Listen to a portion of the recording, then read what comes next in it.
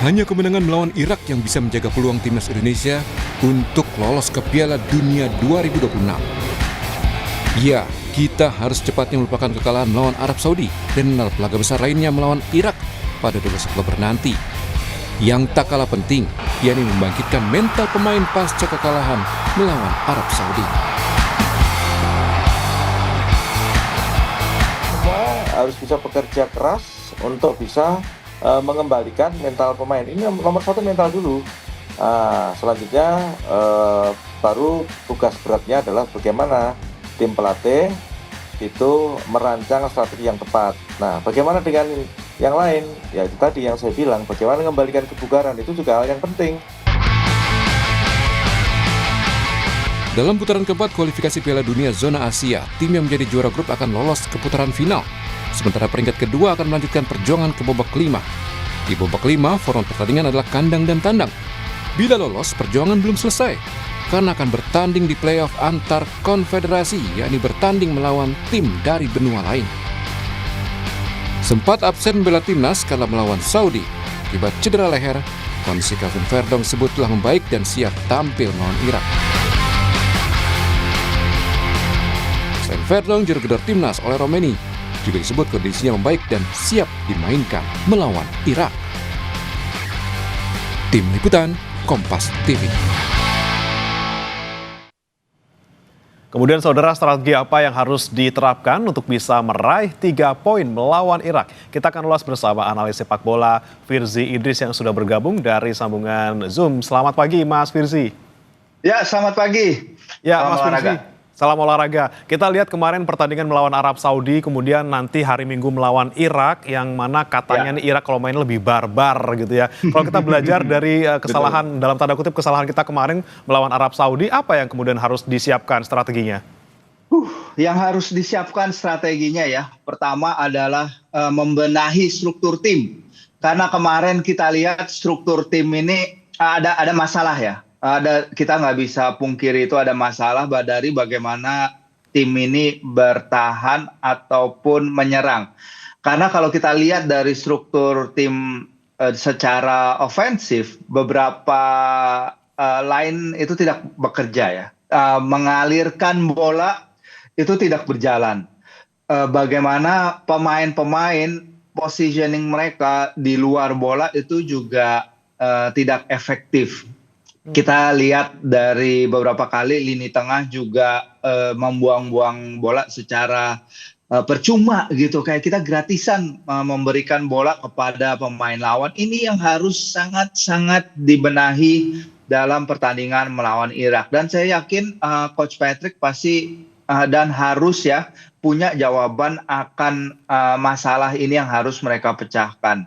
Karena ya kita aja semua bisa melihat ya Mas ya, rakyat Indonesia bisa melihat di mana saja kelemahan skuad Garuda di laga ini, dan ini yang harus kita benahi. Kalau misal dalam bertahan kemana pivotnya kemarin? Beberapa kali lini belakang kita nggak dapat perlindungan dari lini tengah, dan hal itu terlihat. Kalau tanpa Martin Paes, besar kemungkinan kita kemarin kalah lebih dari 4 gol mungkin. Oke, lini tengah kita ini ya masih jadi sorotan terus ya, Mas Firzi. Kemudian kita kan kemarin juga melihat sepertinya Patrick Kluivert ini bikin eksperimen gitu ya untuk formasi. Anda setuju nggak dengan hal itu, dan kemudian apa yang harus kita lakukan? Apakah kita balik ke formasi awal ketika ada Coach SDY? Sebenarnya eksperimen itu sudah dilakukan sejak September ya, dan ini merupakan plan B-nya Coach Patrick yang dia katakan akan lakukan setelah hasil-hasil di round 3. Menurut saya ini plan B ini bisa jadi plan A bagi timnas sekarang. Bukan berarti kayak ini akan gagal, tidak. Tapi kayaknya Coach Patrick ini belum menemukan pemain-pemain yang tepat dalam skema yang dia inginkan ini, Mas. Karena sebenarnya apa yang ingin dia lakukan itu ada wujudnya nih di ronde September. Memang ketika itu lawannya Lebanon yang datang under strength, Lebanon yang tidak diperkuat 5 pemain terbaik, yang musimnya baru dimulai, tapi sebenarnya secara idea of play ada gitu. Tapi di sini Coach Patrick kehilangan beberapa pemain kunci seperti misalnya kemarin nggak ada Kelvin, terus nggak ada Emil dan Tom Hai.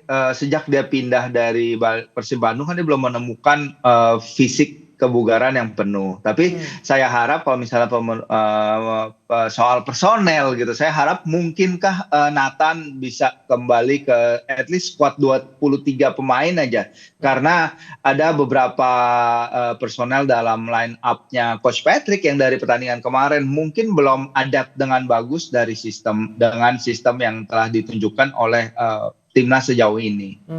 Kemudian kalau kita lihat dari kemarin yang line up pertama kali yang untuk starting gitu ya, dengan yang seharusnya dilakukan, misalnya Tom Hai tidak masuk dari awal, kemudian juga Ole juga masuknya di menit-menit akhir gitu ya, udah mulai kritis gitu. Seperti apa nih Mas melihatnya? Seperti apa melihatnya, saya sebenarnya ada juga simpati kepada Coach Patrick karena beberapa pemain kan itu tadi ya, selain yang mereka yang out, selain Kelvin, selain Emil, tapi pemain seperti Ole misalnya dia sudah tidak main dari bulan Juli 2025 karena cedera yang dia terima ya di Piala Presiden. Terus Tom Hai tadi dibilang dia tidak ada preseason, jadi ketika saya bicara dengan rekan jurnalis yang mengikuti Persib Bandung sejauh musim ini, memang secara match fitness dia itu tertinggal ya dari teman-teman, tertinggal dari Andrew Yung, tertinggal dari Eli Reinders yang menjalani pramusim. At least mereka punya klub ketika pramusim gitu, jadi mereka ada latihannya. Sementara Tom tidak. Ragnar sendiri dia tidak banyak pertandingan ya dalam beberapa bulan terakhir. Messelhurst juga tidak dipanggil karena tidak ada menit bermain. Sandy Walsh dan Shane Patinama lagi beradaptasi di Liga Thailand. Jadi ada banyak perubahan di spot ini, terutama Marcelino. Kita belum ngomongin Marcelino karena dia tidak dipanggil juga karena tidak ada menit bermain dan kabarnya juga tengah cedera. Nah inilah hal-hal yang harus dihadapi oleh tim kepelatihan sekarang ya. Jadi memang tuntutannya besar, tapi amunisinya dalam setahun terakhir sejak kita terakhir menghadapi Saudi Arabia pada 2024 ada sedikit penurunan dari beberapa pemain kita ya terkait dari klub mereka bermain, minutes played dan lain-lain. Walaupun memang kayak Verdong itu lagi bagus-bagusnya malah cedera. Ole juga masih baru tampil ini pertama kalinya dalam 2,5 bulan terakhir dalam 30 menit dalam pertandingan lawan Arab Saudi kemarin. Jadi ada banyak faktor yang bermain itu sih Mas. Oke, jadi kira-kira nanti kalau untuk di hari Minggu yang harusnya jadi starting line up untuk lini depan, tengah maupun belakang, siapa Mas Firzi? Ya, apakah kembali ya pertanyaan balik lagi ke tadi, apakah balik ke formasi 3 back seperti yang berhasil di round 3? Banyak yang menginginkan itu, jelas. Kalau kita melihat media sosial, banyak yang menginginkan itu. Bahkan kemarin di acara Rossi pun para pengamat ya Indrianto Nugroho dan Bang Rodi Pangemanan juga mengatakan lebih baik balik ke basic ya.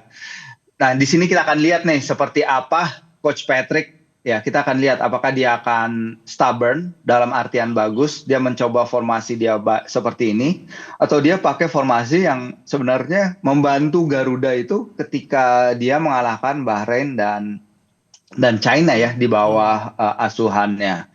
We'll see, kita akan lihat. Kalau saya pribadi sebenarnya kalau dia mau kalau dia mau balik ke formasi awal 3 back lagi, fine, itu nggak apa-apa kan, itu udah terbukti. Tapi kalau dia mau stay di 4-2-3-1/4-3-3 ini, at least pemilihan personelnya bagus dan para pemain harus ada understanding lebih dari apa yang diinginkan sang pelatih. Karena kalau kita lihat dari pertandingan lawan Arab Saudi itu, understanding tentang apa yang diinginkan pelatih itu tampaknya masih kabur bagi beberapa personel ya. Eksekusinya ya, idenya mungkin bagus, tapi eksekusi di lapangan ini yang harus ditingkatkan. Oke, pilihannya antara balik ke format awal atau kalau mau format sekarang ya pemilihan pemainnya harus tepat gitu ya. Kemudian Mas Firzi, kalau untuk nanti kita melihat kemudian karakter dari pemain Irak, kemudian yang dikenal pertahanannya juga agresif gitu, yang perlu kita antisipasi seperti apa dan kira-kira peluang kita nanti menang bagaimana Mas Firzi? Ya, yang harus kita antisipasi adalah ini tim yang hanya terbeda 1 poin, Mas, dari lolos langsung ke Piala Dunia ya. Bisa saja kita menghadapi Yordania hari Sabtu nanti, kalau bukan karena hasil-hasil 2 pekan terakhir lah di grup kualifikasi mereka. Yordan lolos langsung ke Piala Dunia, Irak hanya terpaut 1 di belakang mereka. Tim Irak ini tim yang dirakit oleh Graham Arnold, seorang yang Coach Patrick kenal karena ketika saya bertemu dengan mereka ya di Kuala Lumpur kemarin di drawing round 4, mereka sangat akrab karena asistennya Arnold adalah Rene Meulensteen, seorang Belanda yang dulu pernah bekerja bersama Sir Alex Ferguson di Man United, dan mereka tim yang terdiri dari suatu core tim yang terdiri dari para pemain senior yang udah pakem seperti Aiman Hussein, pemain number 9 yang harus kita waspadai. Ali Handan juga pemain yang sangat bagus. Ada Zidane Iqbal juga rekan Ivar Jenner di Utrecht yang bermain bagus. Tapi mereka juga memiliki 17 pemain diaspora. Jadi tim ini punya rasa Eropa juga karena banyak dari tim mereka yang bermain di Liga Skandinavia ya, di Norwegia, di Denmark. Ini tim yang menurut saya juga kita nggak bisa memandang setengah mata sih, Mas. Oke, jadi peluangnya kira-kira bisa nggak nih kita menang paling nggak ya 1-0 atau 2-0 lah gitu, Mas? Ya, harus optimis ya. Kita harus memenangkan laga ini dan apapun itu terkait kelolosan ya sudah itu kita tunggu nanti di pertandingan terakhir Irak versus Arab Saudi.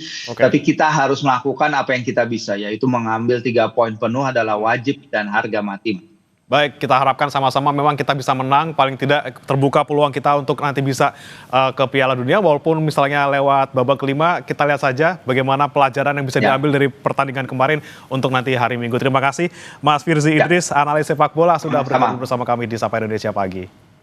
Ya, sama-sama.